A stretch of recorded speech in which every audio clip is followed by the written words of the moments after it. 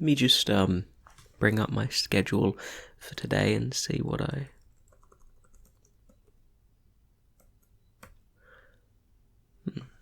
Okay, so, yes, of course I do remember you. I operated on your knee for quite some time. And how have you been holding up recently? Okay, well, yeah, so, it's a procedure upon roughly maybe around 6 weeks post-surgery to meet up with your surgeon and have a chat and see how everything's going. Now, I will apologize if the sound of the birds outside is rather loud or distracting. I know at points it distracts me from my work, but we are situated right next to a large nest of rainbow lorikeets, so you'll be okay though. Anyway, so, as is standard practice, of course, as I said before, I'll be asking you a few questions. Before we begin, though, I'd like to ask if you have any questions. Like any questions about the general procedure, what I did. Yeah, so I assume that most of your knowledge about the procedure and everything that happened would be from the occupational therapists on the ward, as in our orthopedic ward. It's standard practice for the occupational therapist to assume the kind of educational role. I know in some wards and other places, other orthopedic wards, it's a normal practice for the surgeon to be the main educator, but since we are a little bit more lightly staffed of surgeons here, that role mainly falls upon the, of course, occupational therapist, but we still have to do the mandatory checkup with the patient, now outpatient, who you operate on, and me as a surgeon operates on. So, this is formality, so you don't have any questions about the process or anything? Okay, that's good. Now, I'll just load up the document. I'll load up your health file.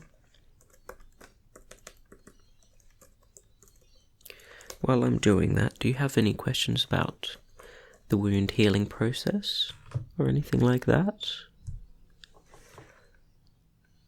Okay. Yeah, it seems like the occupational therapist did do a good job and explained everything to you in a reasonable manner. Okay. Let me get up the first of my standard questions. Okay, the first one. I assume you probably would have told me about this already, but do you have anything abnormal about your wound healing? In general, has it been okay? Does anything stand out? Okay. That's good to hear. Okay. Next question. Have there been any traumatic incidents with your knee? Anything of the like? Anything like, did you fall over? Did it get bumped significantly? Anything like that? Okay. Yeah. A lot of these questions are maybe a tad repetitive, but it's shown that when you make a very methodological and systematic list, and you ask all of the questions without inferring, the answer of a question based on the answer of another similar question, that's the best way to get everything out of a person. It's not that I think you're withholding information, it's just, we have limited capacity as people, and so, it's just helps trigger your memory if there's anything specific that I, as a surgeon, might find important. And also this, of course, these questions help me improve my practice as a clinician. Okay, so next question.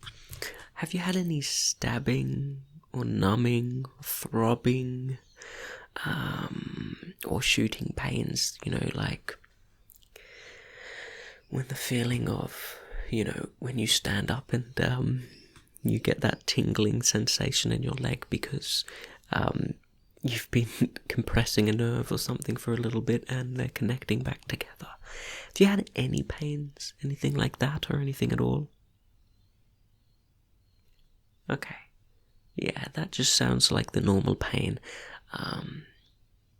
resulting from the inflammation from the initial surgery. Next question. Sorry, let me write your answer to that question.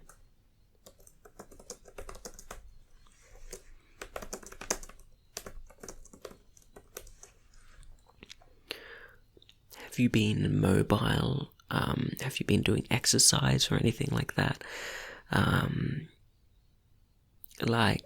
Have you been moving frequently? Not only, cardiovascular or muscular exercise, but how frequently have you been getting up?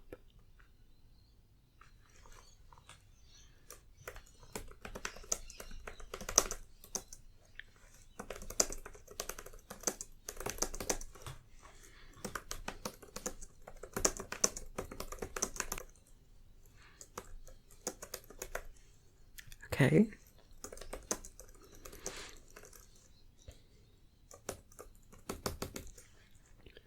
Okay, the next question, of course, is how has bathing been with the leg? Like taking showers and taking baths? How has been getting in and out of the bathtub been? And I imagine showers have been okay? Yeah. Okay, let me just write that down for a second.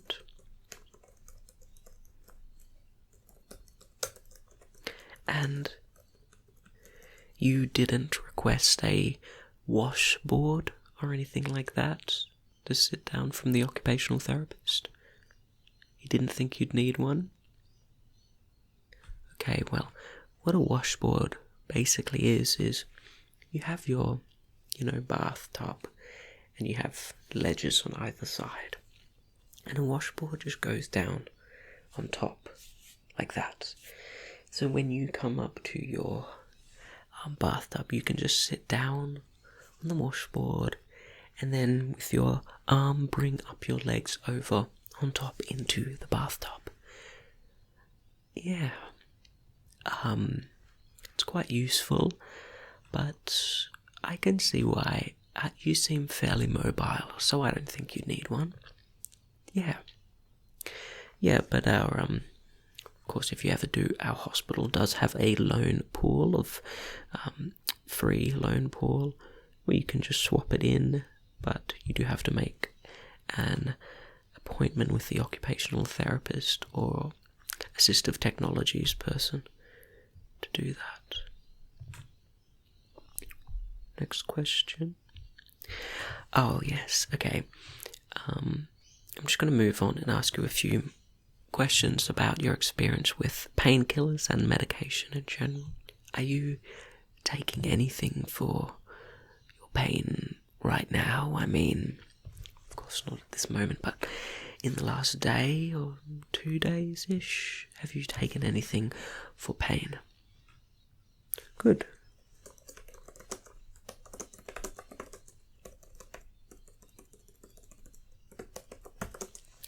And can I also ask, when did you change from the more heavy painkillers that we were giving you, the endone, and when did you move over to the lighter stuff before weaning off?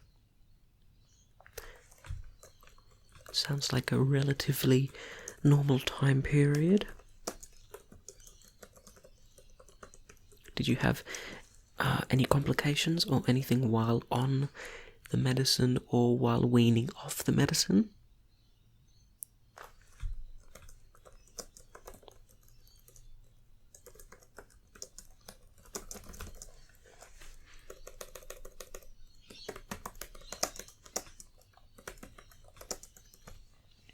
Okay.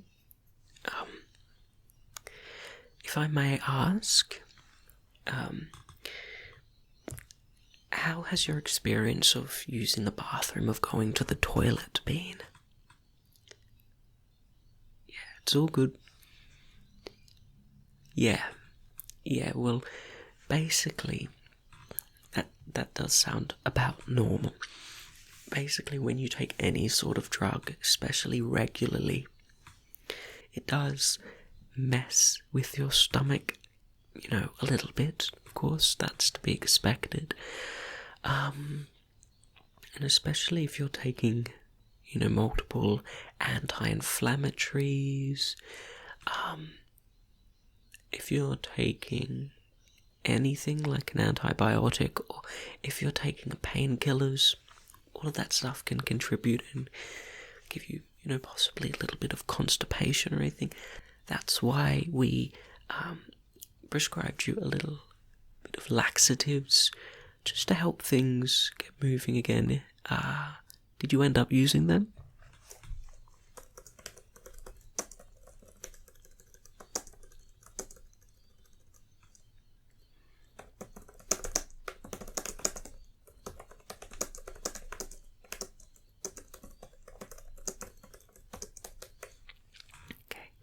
Continuing along this line of questioning, how has the process been of getting up and down off the toilet?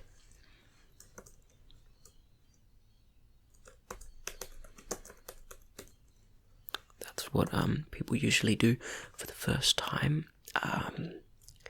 Did the occupational therapist ask you about your toilet situation?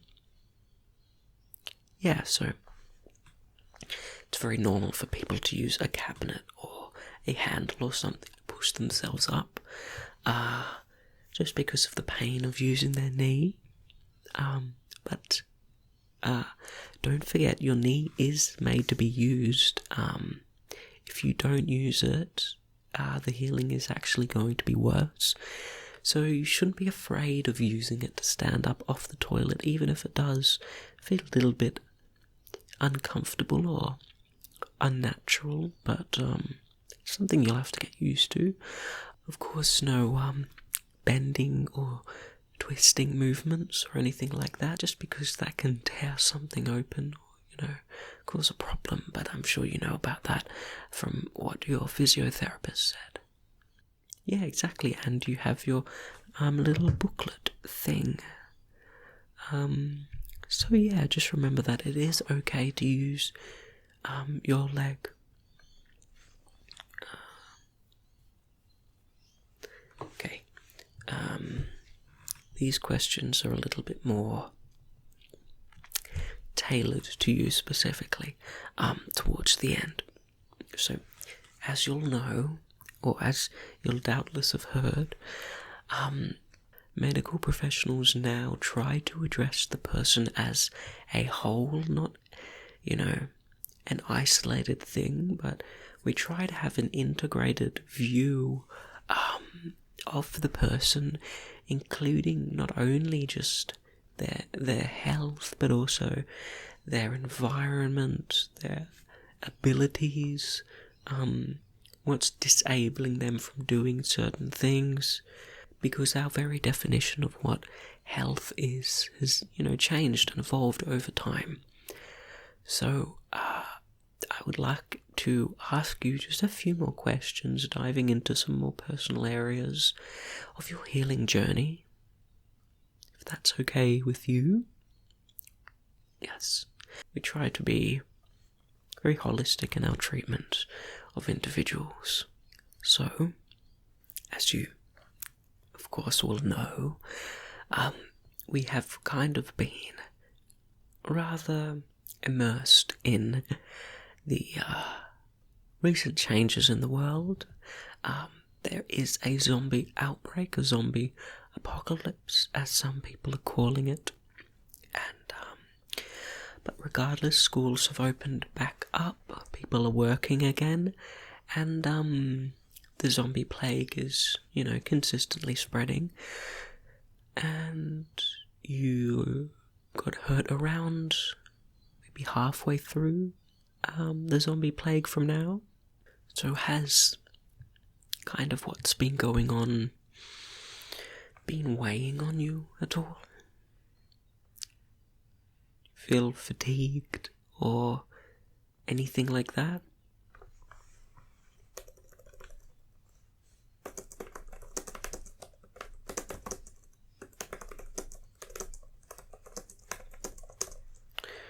Okay.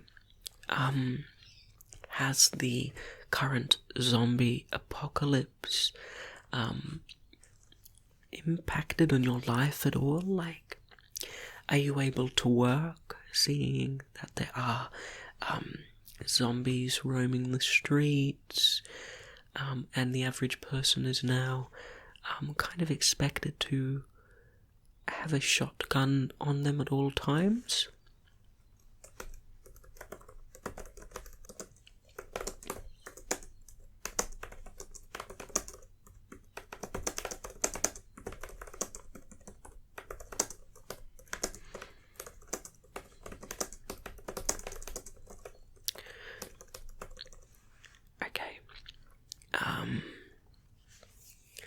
So, you've been staying with a friend during your healing journey. Has your friend been assisting you in any particular way?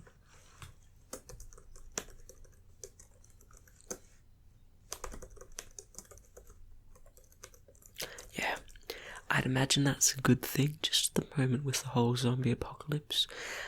If you need to be protected, or if you can't run away fast enough because a zombie is running after you, perhaps your friend can delay you getting eaten.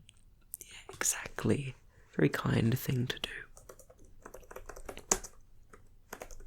And your mental health during the whole zombie apocalypse and outbreak.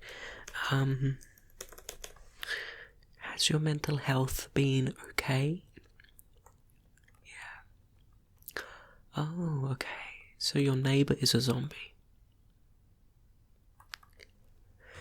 Yeah, and has that been weighing on you much? Has it made your life a little bit difficult in any way? Okay, that's good, yeah. If she's an old lady, an older lady, I'm sure you'll be fine. You'll be able to outrun her and thus not get bitten.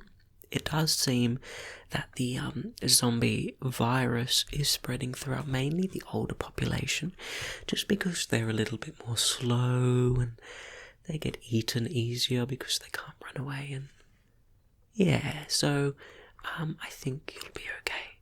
Yeah, exactly. Okay, I think about now it's time for me to move away from the questions and start on your wound massage, as we are running a little bit out of time. I do have another appointment next. I would ask you more questions, but it does seem that you are actually going okay.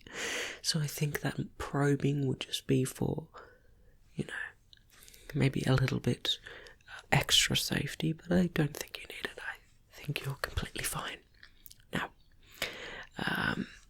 of course, during the whole process of me assessing your wound, feel free to ask me any more questions. Of course, now it's time for me to assess the healing of the wound. I'm sure that a professional has already done this with you. The occupational therapist. Yeah, occupational therapists and physiotherapists, both, if qualified, are normal candidates to do wound massage. Yeah. Anyway, there are multiple reasons that we do this. Of course, as you'll know, there's the wound massage, but also sometimes there wasn't any complications, or there weren't any complications when I was operating on you. But if there was a complication we didn't know about. Sometimes only a few weeks after, when the healing has gotten to a different stage, do the complications arise, and we can start seeing some of the symptomatics of, the whole thing. Yeah, so I'm just going to have a little bit of a look. Of course, and if I think that your scar healing is not going as predicted, I can possibly suggest some further interventions aside from what you've already been doing, just to prevent, any, hyper kind of larger, scar healing than is actually needed. Yeah. Is that all okay? Okay, I'm just going to have a look at the scar, and then I'm going to just gently prod and feel the scar, and then I'm going to give you the classic wound massage, of course, just to promote blood flow and healing, and just also to give me a chance to see if there's anything, in the wound that I should feel that I might have slipped over. Okay? Okay, now can you just rest your leg here, please? Thank you. Okay, now I'm just going to pull up there. Okay, it's all good. And I'll just be very closely inspecting, just for a little bit, just go on your phone or just sit back and relax, whatever you want. There's not going to be anything painful. If you do feel anything painful, please tell me immediately, because this is just basic observations, nothing intrusive here. Okay, let me...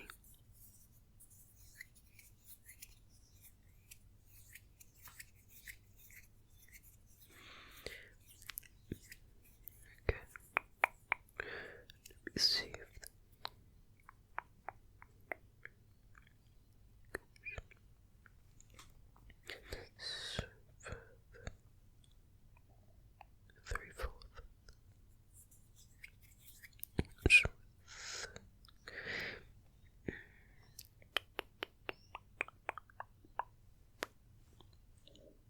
Yes.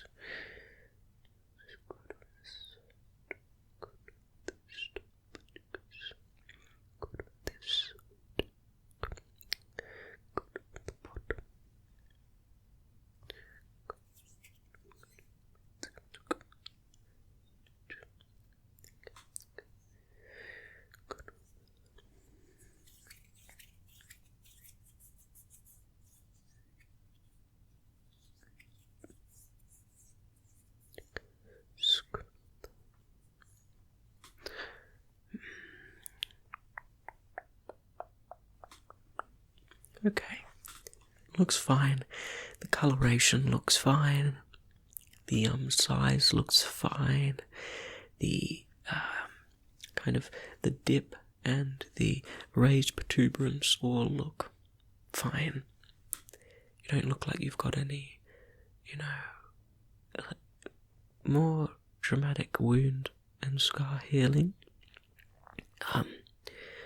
Interesting thing about a lot of scar healing is we know that there's a genetic factor, but we don't always know exactly why some scar healing can be so intense. Of course, keloid and all of the different types of scarring. There's still people having concurrent debate about what the actual reasons are. We know some of the reasons, but the main thing is that we know what helps treat at the moment, and that's what we're focusing on. So yeah, but your wound looks completely fine, looks healthy. So I think it's time for the wound massage. Is it okay if I just move your leg just over here? Just because it would be a bit easier for me, of course, not to maintain a kind of crooked position. Okay, thank you. Now I'll just get some lotion. we are out of our usual bio oil, so this is a little bit of a scented lotion. So your knee might be smelling a lot like coconut. Yeah. And that's okay with you. If you want, you can even could look at the back of the Okay. Yeah, no, everything's fine. Let me just... Sorry, it's a bit stubborn sometimes.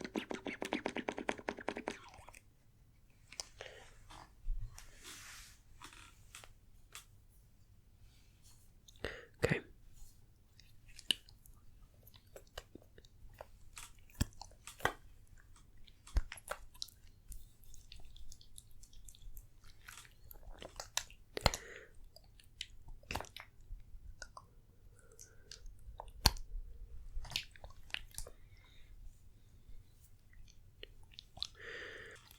Yeah, so this might take a little bit longer,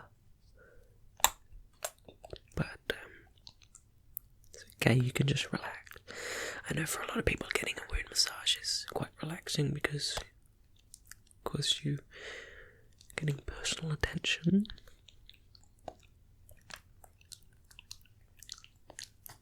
And, yeah, and of course it's like getting a remedial kind of, relaxing spa massage almost. But, of course, this is more than just to relieve tension or remove knots, but scar massage has been shown to be quite effective at helping promote proper blood flow and helping with the healing process. Of course, the healing process is not fully understood yet, but we're working on it being understood. I'm personally invested in some quite interesting research at the Royal Prince Alfred Hospital in Australia. Just quite interested to see if we can move, kind of the boundaries of science a little bit more forward. Just to see, see if there's any better treatments that we might not have thought about without a conceptual or, hypothetical understanding of wound care and wound management and everything, because right now we do it based only on what we can find helps with the wounds, but with a better, deeper understanding of the mechanisms behind it, I'm sure we could maybe get some better treatments going.